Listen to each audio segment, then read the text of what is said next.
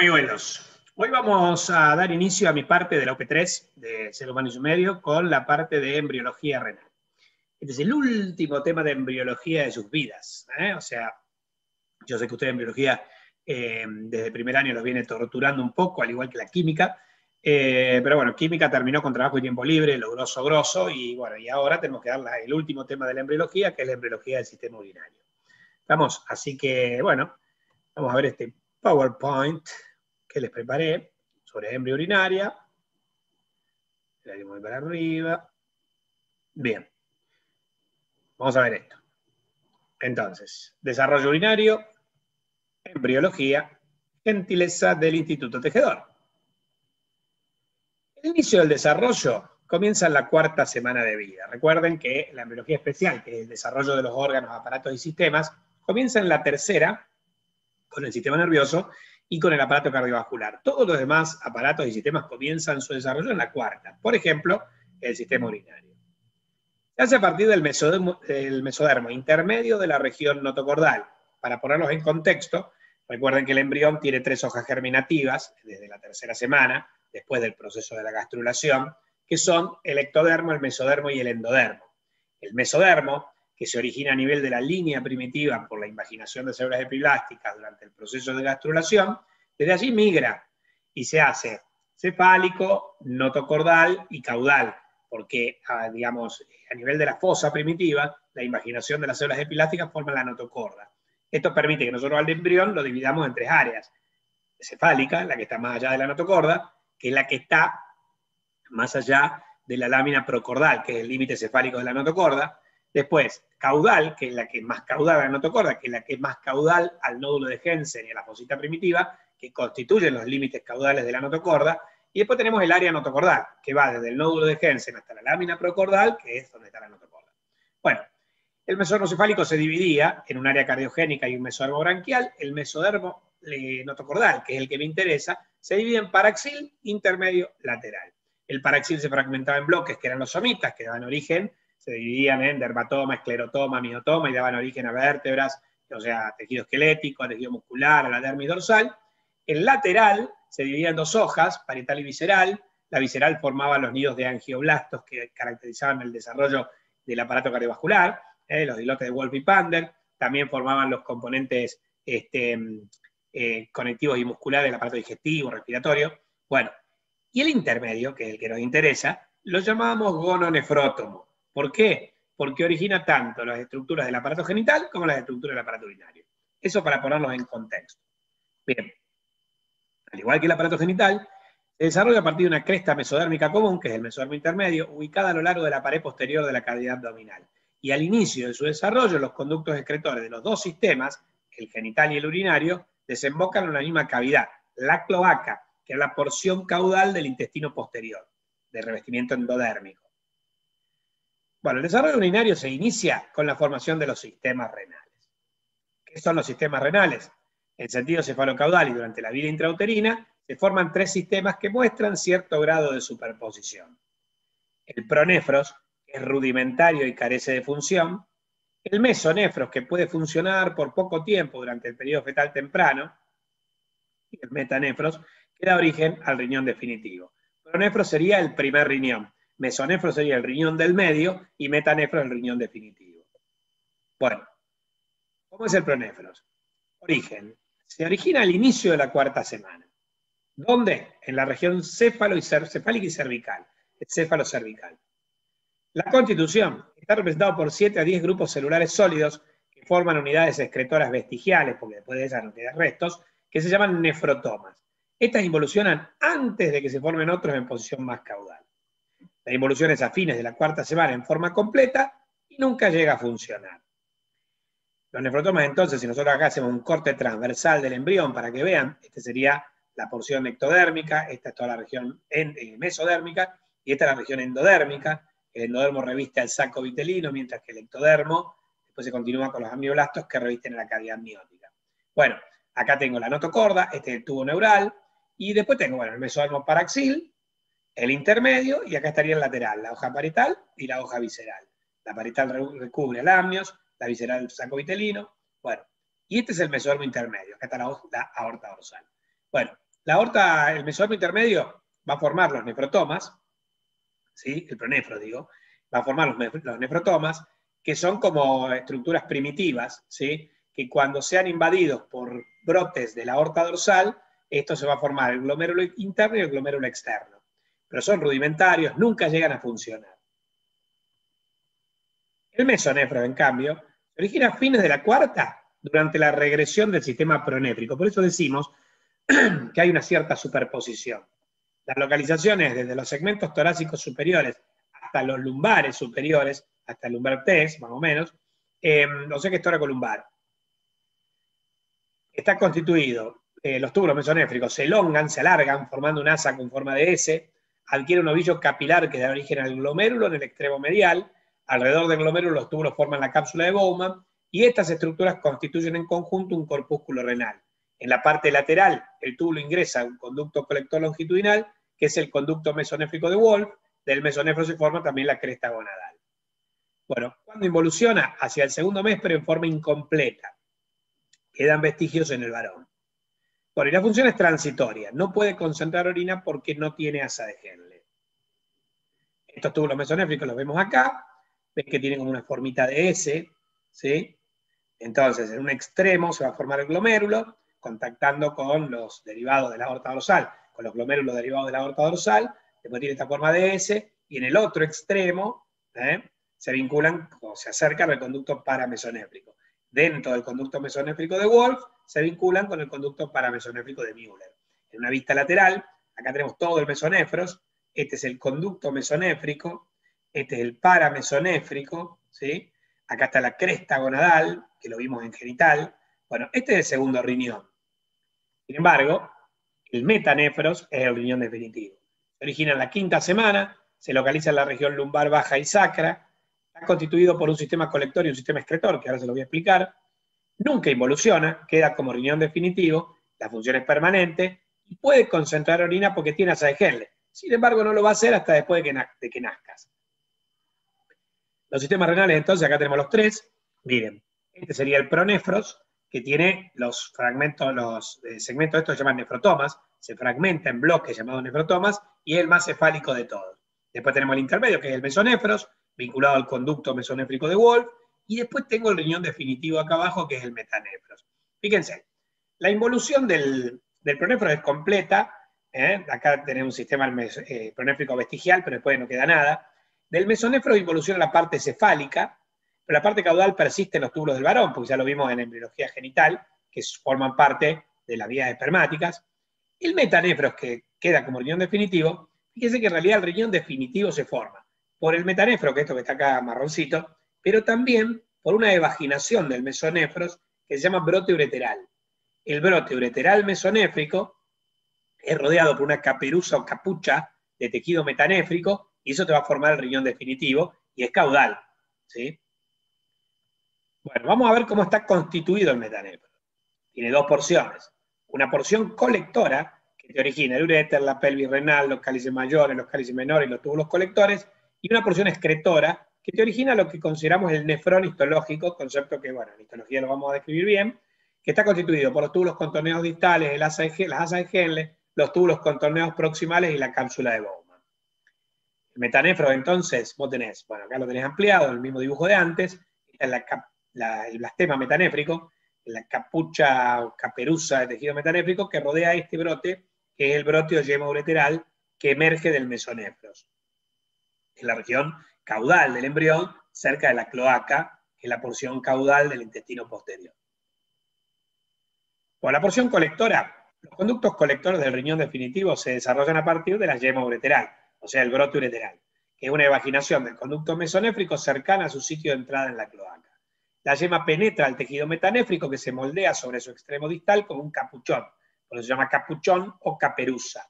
De manera subsecuente, la yema se dilata para formar la pelvis renal primitiva y se divide en porciones craneal y caudal que formarán los futuros cálices mayores.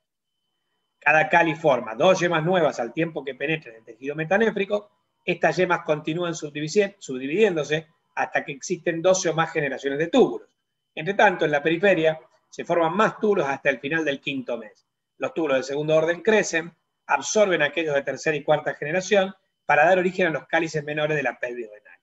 En una fase posterior, los túbulos colectores de la quinta generación y las sucesivas se elongan en grado considerable y convergen en el cáliz menor para constituir la pirámide renal. O sea, que sería así. Vos tenés el uréter, lo amarillo sería el brote de oyema ureteral. Origina el uréter, que se dilata y forma la pelvis. La pelvis se ramifica en los cálices mayores. Los cálices mayores se ramifican y forman los cálices menores, y los cálices menores se ramifican y forman los túbulos colectores. Hasta ahí es todo derivado del brote de oyema ureteral del mesonefros. En cambio, la porción excretora, el extremo distal de cada túbulo colector recién formado queda cubierto por un capuchón de tejido metanéfrico. Bajo la fluencia inductora del túbulo, las células del capuchón tisular dan origen a vesículas pequeñas que se llaman vesículas renales. Estas a su vez derivan en túbulos pequeños, que tienen también una forma de S, como los túbulos mesonéfricos. Los capilares crecen hasta el interior de la dilatación en un extremo de la S y se diferencian en glomérulos. Estos túbulos, junto con sus glomérulos, dan origen a las nefronas o unidades excretoras. El extremo proximal de cada nefrona origina la cápsula de Bowman, mientras que el extremo distal da origen a una conexión con uno de los túbulos colectores, con lo que se establece la vía de paso desde la cápsula de Bowman hasta la unidad colectora. La elongación continua del túbulo excretor determina la formación del túbulo contorneado proximal, el asa de Henle y el túbulo contorneado distal. O sea que el blastema es así. Vos tenés las últimas dilataciones de túbulos colectores del brote de oyema ureteral son rodeadas por estas capuchas, por estas caperuzas de tejido metanéfrico. Son capuchones de tejido metanéfrico. Se forman cúmulos celulares. Estos cúmulos celulares macizos se ahuecan formando las vesículas renales, vecinas a estas capuchas, y bueno, y después se produce la conexión de la vesícula renal con los túbulos, formando estos túbulos con forma de S, que en el extremo distal adelgazará la pared formando la cápsula de Bowman, mientras que en el extremo proximal, mientras que en el extremo distal, que hacia los colectores que se van del riñón, se conecta con los túbulos colectores. Bueno, van a dar este túbulo, el túbulo contorneado distal conectado al túbulo colector. El túbulo contorneado distal da el asa de Henle, que después da el túbulo contorneado proximal, que termina en la cápsula de Bowman. La cápsula de Bowman contacta con un glomérulo para formar el corpúsculo renal. Los túbulos del asa forman precisamente este asa, que es como una manija, que tiene una rama descendente y una rama ascendente, y bueno, y así se va formando el nefrón histológico, que como vamos a ver en histología está constituido por el corpúsculo renal, que está constituido por el glomérulo y la cápsula de Bowman, el túbulo contorneado proximal, el asa de Henle con una rama descendente y una rama ascendente, el túbulo contorneado distal. Digamos, se conecta con un túbulo colector, el túbulo colector, bueno, después a través digamos, de un recorrido variable, termina vertiéndose en uno de los agujeros del área cribosa de la papila de la pirámide renal, todos conceptos que vamos a ver en histología. Pero bueno, para embriología lo que tiene que saber es que el nefrón histológico deriva del metanefros, del blastema metanéfrico. Bueno, durante el periodo fetal las nefronas se siguen formando hasta el nacimiento, momento en que existen alrededor de 1 millón de nefronas en cada riñón. La producción de orina se inicia en la semana 12, periodo fetal, seguida por la diferenciación de los capilares glomerulares que se habían comenzado a desarrollar en la semana 10. Al momento del nacimiento, los riñones tienen un aspecto lobulado, pero ese aspecto desaparece durante la niñez como consecuencia del crecimiento adicional de las nefronas. No obstante, su número no se incrementa. Crecen las nefronas de tamaño, pero sigue habiendo 1 millón por riñón. En resumen, el riñón se desarrolla a partir de dos fuentes que son el blastema metanéfrico, que deriva del mesodermo metanéfrico y que provee las unidades excretoras, o sea, el nefrón histológico, y la yema o brote ureteral, que deriva del mesodermo mesonéfrico y que da origen al sistema colector. Bueno, con respecto a la posición del riñón, el riñón, que al principio está situado en la región pélvica, se desplaza más tarde a una posición más alta en el abdomen. Este ascenso renal deriva de la disminución de la curvatura corporal y del crecimiento de las regiones lumbar y sacra. En la pelvis, el metanefro recibe su irrigación arterial de una rama pélvica de la aorta. Durante su ascenso hasta el nivel abdominal, es vascularizado por las arterias que se originan de la aorta en niveles cada vez más altos. Los vasos inferiores suelen degenerar, pero algunos pueden conservarse. Bueno, ahí tenés el ascenso de los riñones. Inicialmente están bien en la región caudal, cerca de la cloaca. Después, a medida que se modifica la curvatura del del cuerpo, el riñón asciende y después adquiere una posición lumbar. Está, digamos, a la altura de donde se origina el conducto onfalomesentérico vitelino, que sería la región umbilical, incluso más altos en el caso del riñón izquierdo. Bueno, función del riñón. El riñón definitivo, que se forma a partir del metanefro, entra en función cerca de la semana 12, como decíamos. La orina se expulsa a la cavidad amniótica, se mezcla con el líquido amniótico. El líquido amniótico es tragado por el feto y se recicla por los riñones. Y durante la vida fetal los riñones no son responsables de la excreción de los productos desechos, ya que la placenta cumple esta función. Por eso es que la orina, si bien tiene la capacidad de concentrarla, porque tiene asa de Henle, no lo hace hasta después que nazcas, porque en realidad los productos excretores los termina eliminando la placenta. Bien, eso es la riñón. Vamos a ver la vejiga y la uretra. Durante la cuarta a la séptima semana de desarrollo, la cloaca se va a dividir en un seno urogenital, que está situado por delante, y un conducto anorrectal que está situado en la región posterior. ¿Por qué se divide así?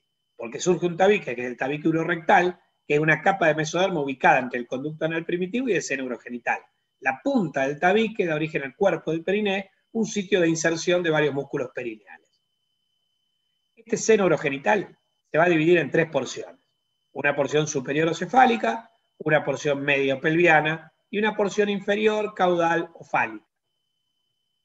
Entonces, miren, yo tengo la cloaca, ¿sí?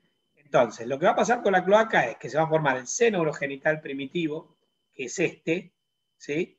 Que va a tener una región cefálica, que va a dar origen a la vejiga, una región media o pelviana, que da origen a la uretra, prostática y membranosa del varón, y una porción fálica, que está introducida en el tubérculo genital, el cual, en el varón, al crecer, alarga el seno urogenital y va a formar la uretra esponjosa.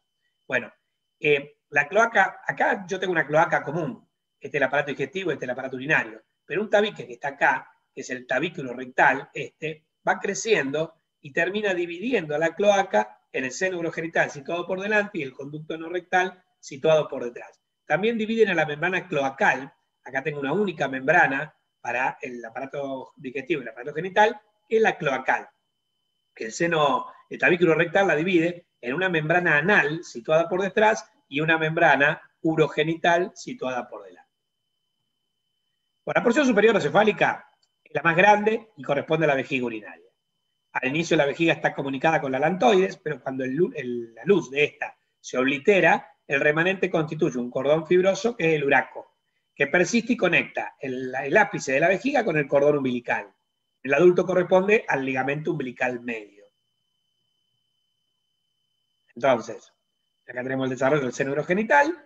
Decíamos, esta es la porción superior del seno. La porción superior del seno se comunica con el cordón umbilical primitivo, forma la vejiga urinaria, y se comunica con el cordón umbilical primitivo por la lantoides. Cuando la lantoides se oblitera, queda como uraco, que en el adulto es el ligamento umbilical medio. De la parte media del seno se origina la uretra prostática y membranosa, y también a ese nivel se origina, por ejemplo, la próstata en el varón, y la glándula de Skene en la mujer.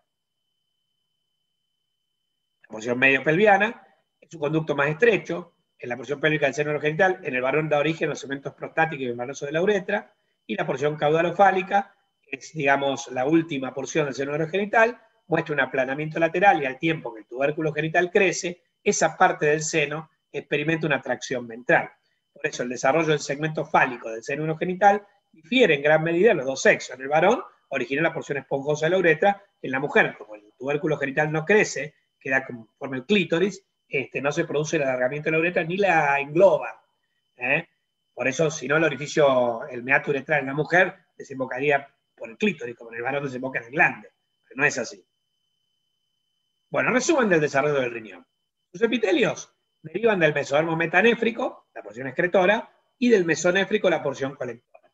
Los otros tejidos derivan del mesodermo metanéfrico, la porción excretora, del mesonéfrico, la colectora, y del lateral. Los glomérulos son vasos sanguíneos, derivan del mesodermo lateral. Uréter. Sus epitelios derivan del mesodermo mesonéfrico, brote ureteral. Sus otros tejidos del lateral, de la hoja visceral del mesodermo lateral. Vejiga. Sus epitelios derivan del endodermo, la porción cefálica del brote ureteral. Pero fíjense, el trígono vesical, que es donde desembocan los dos uréteres y donde sale la uretra, inicialmente deriva del mesodermo del brote ureteral, pero luego es reemplazado por endodermo, así que la vejiga después termina teniendo un revestimiento todo endodérmico. Pero inicialmente es endodérmico, salvo en el trígono, que es mesodérmico. Sus otros tejidos derivan del mesodermo lateral, hoja visceral. Uretra. Los epitelios derivan del endodermo, la porción media y caudal del brote ureteral para la uretra masculina y solo media para la femenina. Pero la parte de la fosa navicular de la uretra peniana, próxima a la desembocadura en el glande, deriva del ectodermo superficial. Así que la uretra es endoectodérmica. Los otros tejidos derivan del mesodermo lateral u hoja visceral. Chicos, hasta acá es embriología urinaria. Con saberse hasta acá es suficiente. Yo les agregué algo sobre la regulación molecular. Esto es bastante denso, pesado, no lo suelen tomar, pero a mí me parece interesante por una cuestión. Porque en el riñón, entre el brote y el blastema, se da un fenómeno que se ve en otros desarrollos embriológicos, que es el de la interinducción. Una cosa induce a otra que induce a la primera, se induce mutuamente. Y segundo, es uno de los únicos lugares donde tenemos epitelios de origen mesodérmico. El mesodermo no es como el endodermo o el ectodermo, que tienen células unidas entre sí. Y todas son las dispersas. Entonces es más apto para originar tejidos con abundante sustancia intercelular como el conectivo. Sin embargo, en este caso van a ver que se produce una transformación epitelial. Entonces, al igual que para la mayor parte de los órganos, la diferenciación del riñón implica interacciones entre el epitelio de la yema ureteral y el mesénquima del blastema metanéfrico. El mesénquima expresa el WT1, que es un factor de transcripción que permite que este tejido pueda responder a la inducción provocada por la yema ureteral. El WT1 también regula la síntesis del factor de crecimiento neurotrópico derivado de la glía, o GDNF, y del factor de crecimiento de hepatocitos, o HGF, también llamado factor de dispersión. En el mesénquima, estas proteínas estimulan la ramificación y el crecimiento de las yemas ureterales. La fabrica el blastema, pero estimula la división del brote ureteral. ¿Estamos? O sea que, fíjense, yo tengo el túbulo colector del brote y tengo el blastema, que expresa el WT1, el cual a su vez responde al factor de crecimiento fibroelástico de tipo 2, a la proteína morfogenética de hueso de tipo 7, que es sintetizado por el brote yema ureteral. Esto induce al blastema a que, por ejemplo, se active el WT1, se exprese el GDNF, el factor neurotrópico derivado de la glía, el HGF, el factor de crecimiento derivado de hepatocitos, etc. O sea que el brote estimula al blastema que estimula al brote. ¿Sí? Bien. Con respecto a la regulación molecular del desarrollo de los riñones, tenemos que los receptores de tirosina quinasa, que son RET para el GDNF y MET para el HGF, se sintetizan en el epitelio de las yemas, con lo cual se establecen vías de señalización entre los dos tejidos. Uno, el blastema genera los factores de crecimiento, el GDNF y el MET, y el HGF, pero la yema expresa los receptores, el RET y el MET, si no, no podría responder. A su vez, las yemas inducen al mesénquima por medio del factor de crecimiento de fibroblastos de tipo 2, el FGF2, y la proteína morfogenética del hueso de tipo 7, el BMP7. Estos dos factores bloquean la apoptosis, que sería la muerte celular programada, y estimulan la proliferación del mesénquima metanéfrico al tiempo que mantienen la síntesis del WT1. Bueno, y finalmente, la conversión del mesénquima en un epitelio para la formación de nefronas también está mediada por las yemas ureterales mediante la expresión del WNT9B, del WNT6, que inducen una regulación positiva de los genes PAX2 y WNT4 en el mesénquima metanéfrico. De esta manera, dicho mesénquima se transforma en un tejido epitelial. Algo raro de ocurrir porque los epitelios derivan del endodermo o del ectodermo. Bueno, como les decía, esta parte de la regulación molecular es simplemente interesante. Nadie te la va a preguntar, no es algo que sea relevante que recuerdes todos los factores. Sabete que hay una interacción entre la yema y el brote, la yema o brote y el blastema, mediante sustancias que genera uno y estimulan genes del otro y viceversa, y que además existe una transformación por estas sustancias del tejido mesodérmico del blastema en tejido epitelial, algo que no se suele ver en otros tejidos. Bueno, con respecto a la bibliografía, utilizamos el Lachman, utilizamos el Hibb, utilizamos el Moore, algunos esquemas del Matsumura, el Pansky. Bien, queridos. Entonces les decía. Ahí está. Esta es la última clase de embrio, digamos, que tienen que, de la embriología. Con esto queda la embriología completa. Hemos visto embriología general en la OP3 de crecimiento y desarrollo y también la hemos visto en sexualidad, ¿sí? Esa es la embriología general, la que habla de las semanas de desarrollo, del periodo fetal, embrionario y fetal en su conjunto. Después, con respecto a la embriología especial, es la embriología de cada órgano. Vimos la embriología del sistema nervioso en crecimiento y desarrollo, cuando vimos el sistema nervioso en la OP4. Vimos embriología digestiva, en nutrición, genital, en sexualidad, cardiovascular y respiratoria en trabajo tipo libre, y ahora estamos desarrollando la embriología, hemos desarrollado la embriología urinaria. Con esto terminamos, queda cerrado, digamos, el terreno de la embriología. Nos vemos en la próxima clase para empezar a desarrollar histología urinaria. Sigan cuidándose, polluelos.